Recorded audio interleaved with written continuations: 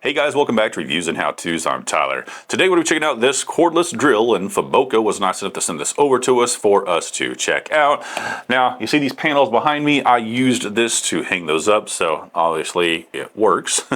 It's going to come right here with everything that you see. The battery that is on here is the Faboka 21-volt lithium-ion 2AH battery. You just plug it on there, boom, easy. Now, in order to charge this thing, right here is where you will charge it, and it does come with the charging plug, so easy to charge also.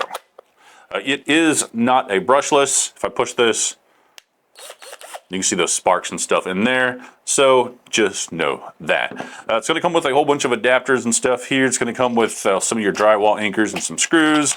It's going to come with a whole bunch of different bits and stuff right here, as well as this little adjustable guy right here, which I had never seen one of these. I mean, I do a decent amount of work around the house and stuff like that, but this one I thought was pretty cool. Plug it in here, get it on there, and then you can use this, I guess, to get in like some tight spaces and stuff like that. So really, really neat.